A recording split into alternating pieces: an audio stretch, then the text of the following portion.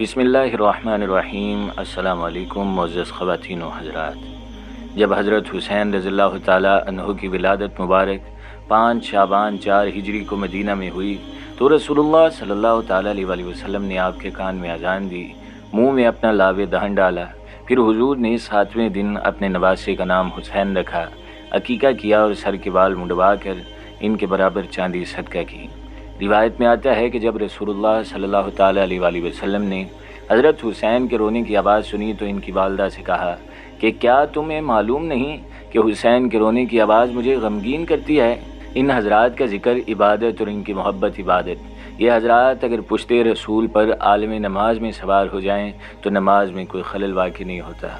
اکثر ایسا ہوتا تھا کہ یہ نونہال پشت رسالت پر عالمی نماز میں سوار ہو جایا کرتے اور جب کوئی منع کرنا چاہتا تو رسول خدا اشارے سے روک دیا کرتے تھے، اور کبھی ایسا بھی ہوتا کہ آپ سجدے میں اس وقت تک مشغول ذکر رہا کرتے جب تک بچے آپ کی پشت سے خود نہ اتر جائیں۔ آپ فرمایا کرتے تھے خدا نے دوست رکھا ہے، تو بھی ان سے محبت کر۔ کبھی ارشاد ہوتا تھا اے دنیا والو، اگر مجھے دوست رکھتے ہو تو میرے بچوں سے بھی محبت کرو۔ فرمایا کہ حسن اور حسین جنتی نوجوانوں کے سردار ہیں۔ حسن اور حسین میری دنیا کے 2 پھول ہیں، بلکہ حضور صلی اللہ علیہ وآلہ وسلم نے فرمایا حسین مجھ سے اور میں حسین سے ہوں، اور جو حسین کو محبوب رکھتا ہے وہ اللہ پاک کو محبوب رکھتا ہے۔ صحابہ اکرام ان 2 بچوں کا بہت خیال رکھا کرتے ہیں، بلکہ ایک مرتبہ حضرت حسین رضی اللہ تعالیٰ عنہ جمعے کے دن مسجد میں آ گئے۔ حضرت عمر رضی اللہ تعالیٰ عنہ جمعہ پڑھا رہے تھے۔ حضرت عمر کوئی درویش آدمی یا ملنگ نہیں ہے۔ حضرت عمر فاروق اتنے بہادر آدمی تھے کہ حجر اسود کو جا کے کہنے لگ گئے تھے کہ میاں کوئی لکیر کا فقیر نہیں جو تیرے بوسے لیتا پھروں، میں نے تجھے پلٹ کے کبھی دیکھنا بھی نہیں تھا، میں تو تیرے اس لیے بوسے لیتا ہوں کہ تجھے میرے نبی کے لب لگ گئے ہیں، میں بلا وجہ کوئی لکیر کا فقیر نہیں ہوں۔ لیکن ناظرین، جب حضرت حسین رضی اللہ تعالیٰ عنہ جمعے کے دن مسجد میں آئے تو حضرت عمر رضی اللہ تعالیٰ عنہ جمعہ پڑھا رہے تھے۔ اب حضرت حسین سیدھے ممبر کی طرف جا رہے تھے تو حضرت علی نے پکڑ لیا اور پوچھا کہ کدھر جا رہے ہو؟ تو حضرت عمر فاروق کہنے لگے کہ علی، اسے حسین کو چھوڑ دے، یہ میرا اور حسین کا معاملہ ہے، اے علی حسین کو آنے دے۔ اب حضرت حسین ممبر کے پاس آئے اور حضرت عمر فاروق رضی اللہ تعالیٰ عنہ کے سامنے کھڑے ہو کر کہنے لگے کہ تم نیچے اترو، یہ میرے نانا کے ممبر ہے۔ حضرت علی نے پھر پکڑا اور کہا کہ حسین، یہ تم کیا کہہ رہے ہو؟ تو حضرت عمر فاروق رضی اللہ تعالیٰ عنہ کہنے لگے کہ اے علی حسین، آپ سے تو بات نہیں کر رہے، میرے ساتھ بات کر رہے ہیں نا، کرنے دو نا۔ اب ناظرین، آپ مسئلے کی نزاکت کو سمجھیں۔ آج امت سے یہ چیز ختم ہوتی جا رہی ہے۔ آج لوگ اس حسین کے بارے میں بات کرتے ہیں کہ یہ 2 شہزادوں کی لڑائی، وہ جیسے سیاسی معاملات۔ یہاں پر ذرا سوچیں سمجھیں کہ معمولی آدمی کی بات نہیں۔ حضرت عمر رضی اللہ تعالیٰ عنہ کو کہا جا رہا ہے نیچے اترو، میرے نانا کا ممبر ہے۔ جناب حضرت عمر رضی اللہ تعالیٰ عنہ ممبر سے اتر کر نیچے کھڑے ہو گئے تو حضرت حسین رضی اللہ تعالیٰ عنہ فرمانے لگے جا کے اپنے نانا کے ممبر پر بیٹھ۔ تو حضرت عمر رضی اللہ تعالیٰ عنہ فرمانے لگے میرے نانا کا تو کوئی ممبر نہیں ہے یار، ممبر بس تیرے نانا کا ہی ہے، میرے نانا کا ممبر ہے ہی نہیں تو میں کدھر جاؤں، کوئی ممبر نہیں میرے نانا کا۔ جب یہ الفاظ کہے تو جناب عمر رو پڑے اور کہنے لگے میں تو اونٹ چرانے والے کا بیٹا ہوں، میرے نانا کا ممبر کہاں سے آیا؟ پھر حضرت امام حسین رضی اللہ تعالیٰ عنہ بڑی معصومیت سے کہنے لگے کہ چلو کوئی نہیں، میرے نانا کے ممبر پر بیٹھ جاؤ۔ اب حضرت عمر رضی اللہ تعالیٰ عنہ دوبارہ آئے اور ممبر پر بیٹھ کر فرمانے لگے لوگوں سنو، میں اپنی مرضی سے ممبر پر نہیں آیا، مجھے ابو بکر رضی اللہ تعالیٰ عنہ نے بٹھایا تھا، پھر مجھے امام حسین رضی اللہ تعالیٰ عنہ نے بٹھایا، لہذا آپ کسی میں جرت ہے تو مجھے اتار کے دکھائے، کسی میں طاقت ہے تو اتاری عمر کو، اس لیے کہ مجھے امام حسین رضی اللہ تعالیٰ عنہ نے بٹھایا۔ بلکہ ایک مرتبہ حضرت عمر رضی اللہ تعالیٰ عنہ نے حضرت حسین رضی اللہ تعالیٰ عنہ کو فرمایا آپ کبھی ہمارے گھر تشریف لائیں، لہذا کچھ عرصے بعد حضرت حسین حضرت عمر رضی اللہ تعالیٰ عنہ کے گھر ملاقات کرنے کے لیے تشریف لے گئے۔ وہاں ان کی کچھ اور صحابہ اکرام سے ملاقات ہوئی تو انہوں نے کہا حضرت عمر کسی کام میں مصروف ہیں اور مجھے بھی اندر جانے کی اجازت نہیں۔ یہ صورتحال دیکھ کر حضرت حسین رضی اللہ تعالیٰ عنہ نے ملاقات کیے بغیر ہی واپس جانے کا فیصلہ کیا۔ پھر کچھ عرصے بعد حضرت عمر رضی اللہ تعالیٰ عنہ کی حضرت حسین رضی اللہ تعالیٰ عنہ کی ملاقات ہوئی تو حضرت عمر رضی اللہ تعالیٰ عنہ نے فرمایا حسین کیا بات ہے، آپ ہمارے ہاں تشریف کیوں نہیں لائے؟ حضرت حسین نے فرمایا میں آپ سے ملنے آپ کے ہاں گیا تھا، لیکن وہاں جا کر معلوم ہوا کہ آپ بہت مصروف ہیں، یہاں تک کہ آپ کے صحابہ اور صاحبزادے حضرت عبداللہ کو بھی آپ سے ملنے کی اجازت نہیں تھی، تو میں واپس آ گیا۔ حضرت عمر رضی اللہ تعالیٰ عنہ نے فرمایا کہ کہاں میرا بیٹا عبداللہ اور کہاں آپ کا مقام و مرتبہ؟ یعنی جب آپ تشریف لائے تھے تو مجھے اطلاع بھیج دیتے، میں اپنا کام مؤخر کر لیتا اور آپ سے ملاقات کرتا۔ اس کے بعد فرمایا کہ ہمیں جو عزت ملی ہے وہ سب آپ لوگوں کی وجہ سے ملی ہے۔ بلکہ ایک مرتبہ حضرت عمر رضی اللہ تعالیٰ عنہ کے بیٹے نے اپنے والد محترم حضرت عمر سے ایک موقع پر شکوہ کیا کہ آپ مجھے حضرت حسین سے کم وظیفہ دیتے ہیں، حالانکہ ہم دونوں کو برابر وظیفہ ملنا چاہیے۔ روایت میں ہے حضرت عمر نے اس پر ناراضگی کا اظہار کیا اور فرمایا کہ تم حسین کے ساتھ برابری کی بات کیسے کر رہے ہو؟ تم عمر کے بیٹے ہو اور وہ رسول اللہ صلی اللہ تعالیٰ علیہ وسلم کا نواسہ ہے۔ اگر آج تمہارا باپ امیر المومنین ہے تو حسین کے نانا کی برکت سے ہے، اس لیے سوچ کو ذہن سے نکال دو۔ حضرت عمر بن خطاب نے جب مالی امداد کی سرکاری فہرستیں بنوائیں تو حضرت حسن اور حضرت حسین کے لیے اور ان کے والد گرامی کے لیے وظیفہ مقرر کیا ہے، یعنی بدری صحابہ کرام کے موافق 5000 درہم مقرر کیے، اس لیے کہ دونوں جنتی شہزادے نبی کریم صلی اللہ علیہ وسلم کے خاندان کے افراد ہیں۔ ناظرین، سیدنا حضرت عمر فاروق رضی اللہ تعالیٰ عنہ اور سیدنا امام حسین رضی اللہ تعالیٰ عنہ کے تذکرے میں ایک قدر مشترک یہ بھی ہے کہ دونوں بزرگوں کی شہادت کا تعلق نماز سے ہے۔ حضرت عمر رضی اللہ تعالیٰ عنہ پر نماز فجر کے دوران حملہ ہوا۔ روایت میں آتا ہے کہ امیر المومنین نے مسجد نبوی میں فجر کی نماز پڑھانے کا آغاز کیا، ابھی وہ اللہ اکبر کہہ پائے تھے کہ ابو لولو مجوسی نے ان پر زہریلے خنجر سے وار کر دیا، جس سے وہ گر پڑے۔ حضرت عبد الرحمن بن عوف نے فوراً ان کی جگہ کھڑے ہو کر جلدی نماز مکمل کی۔ صحابہ اکرام کے ہاں نماز کی اہمیت کیا تھی، اس کا اس بات سے اندازہ کیا جا سکتا ہے کہ پچھلی صفوں والے کہتے ہیں کہ ہمیں صرف اتنا پتہ چل سکا کہ اللہ اکبر حضرت عمر رضی اللہ تعالیٰ عنہ نے کہا تھا، مگر قرأت میں آواز بدل گئی تھی اور حضرت عبد الرحمن بن عوف رضی اللہ تعالیٰ عنہ سورہ فاتح پڑھ رہے تھے۔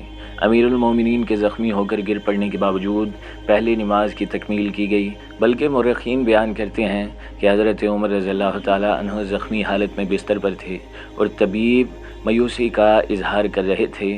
اس موقع پر ان کے بیٹے حضرت عبداللہ بن عمر رضی اللہ تعالیٰ عنہ نے اپنے زخمی والد محترم کو یاد دہانی کرائی کہ آپ کی فجر کی نماز ابھی باقی ہے۔ روایت میں ہے کہ 2 مرتبہ حضرت عمر رضی اللہ تعالیٰ عنہ نے ان سے کہہ کر تیمم کرائی، لیکن وہ نماز شروع کرتے ہی پھر بے ہوش ہو گئے، مگر بیٹے کو آخری وقت تک یہی فکر رہا کہ کہیں میرے والد محترم کے ذمہ فجر کی نماز باقی نہ رہ جائے۔ اسی طرح سیدنا حضرت حسین رضی اللہ تعالیٰ عنہ کی قربانی بھی بہت بڑی تھی اور بہت بڑے مقصد کے لیے تھی، انہوں نے صرف جان کا نذرانہ پیش نہیں کیا۔ حضرت عمر رضی اللہ تعالیٰ عنہ اس منصب کا اپنے آپ کو اہل نہیں سمجھتے تھے، جس پر اس سے پہلے حضرت ابو بکر صدیق نے، حضرت عمر فاروق نے، حضرت عثمان غنی نے، حضرت علی رضی اللہ تعالیٰ عنہ نے اور حضرت معاویہ نے حکومت کی۔ حضرت حسین رضی اللہ تعالیٰ عنہ نے خلافت کے اس معیار کو قائم رکھنا چاہا اور اسی کے لیے میدان میں آئے تھے۔ گویا حضرت عمر فاروق رضی اللہ تعالیٰ عنہ نے محنت، ایثار، قربانی اور جرأت و حوصلے کے ساتھ حکومت میں دیانت و اہلیت کا جو معیار قائم کیا تھا، حضرت حسین کو اس میں کمی گوارا نہ تھی اور وہ اس طرز حکومت اور مزاج حکمرانی کو باقی رکھنے کے لیے اڑ گئے تھے، حتیٰ کہ انہیں اپنے خاندان سمیت جام شہادت نوش کرنا پڑا۔ آج ہمارے لیے ان بزرگوں کی زندگیوں اور خدمات میں سبق موجود ہے۔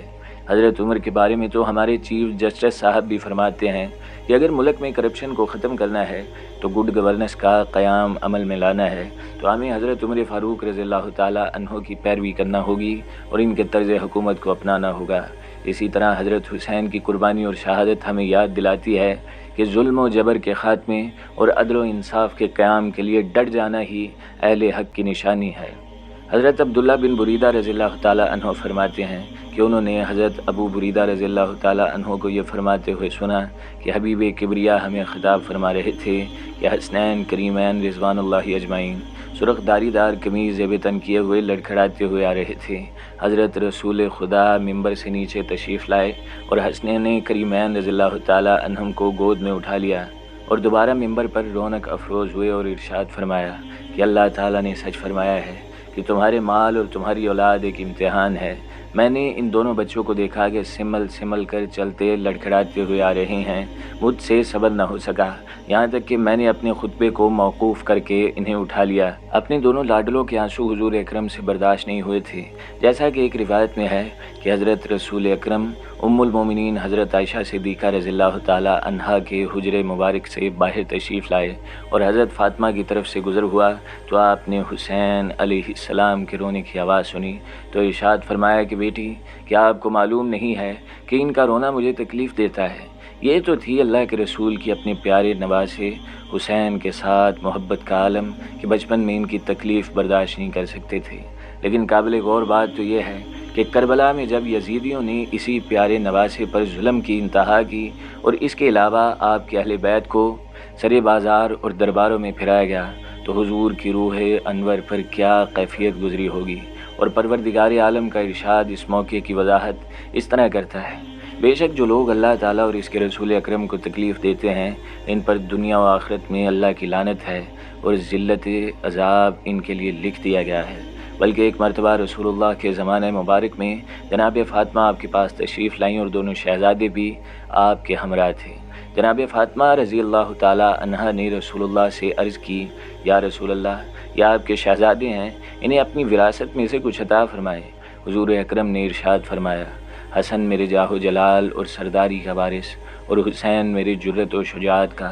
بلکہ ایک دفعہ رسول کریم صلی اللہ علیہ وآلہ وسلم ظہر یا عصر کی نماز کے لیے تشریف لائے اور آپ نے لاڈلوں حضرت حسن یا حضرت حسین رضی اللہ تعالی عنہ میں سے کسی کو اٹھایا ہوا تھا۔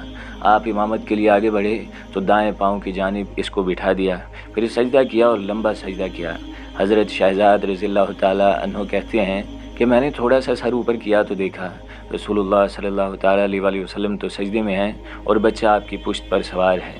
میں دوبارہ سجدے میں لوٹ گیا اور آپ نے نماز سے فارغ ہو کر رخ پیچھے موڑا تو لوگوں نے عرض کی کہ یا رسول اللہ، آپ نے اپنی نماز میں آج جیسا سجدہ کیا ہے ایسا سجدہ پہلے کبھی نہیں فرمایا، کیا کسی چیز کا حکم ہوا ہے یا کوئی وحی نازل ہوئی ہے؟ آپ نے فرمایا ایسا کچھ بھی نہیں ہوا، لیکن میرا بیٹا مجھ پر سوار ہوا تھا تو میں نے اس بات کو ناپسند کیا کہ اسے جلدی اتار دوں۔ حضرت علی رضی اللہ تعالی عنہ کہتے ہیں کہ وہ رسول اللہ صلی اللہ تعالی علیہ وآلہ وسلم کے ساتھ ایک دعوت طعام پر گئے۔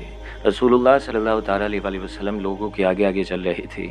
آپ نے دیکھا کہ حسین بچوں کے ساتھ کھیل رہے ہیں تو رسول اللہ صلی اللہ تعالی علیہ وآلہ وسلم بھی ان کو پکڑنے کے لیے دوڑ کر کچھ دور تک گئے، حتیٰ کہ آپ صلی اللہ علیہ وآلہ وسلم نے انہیں پکڑ لیا، پھر اپنا ایک ہاتھ ان کی گدی پر رکھا اور دوسرا ٹھوڑی کے نیچے رکھا اور ان کے دہنے تیب پر اپنا دہنے مبارک رکھ کر چومنے لگے اور فرمایا کہ حسین مجھ سے ہے اور میں حسین سے ہوں اور اللہ تعالیٰ اس سے محبت کرتے ہیں جو حسین سے محبت کرے۔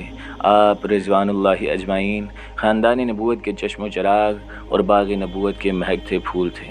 جس ماحول میں آپ رضی اللہ تعالیٰ عنہ نے پرورش پائی اس سے پاکیزہ اور اچھے ماحول کا تصور ممکن ہی نہیں ہے۔ چنانچہ آپ اخلاق، اعمال، صوم و صلات، حج و زکوٰۃ، صدق و خیرات، امور خیر اور عبادات میں اپنی مثال آپ تھے۔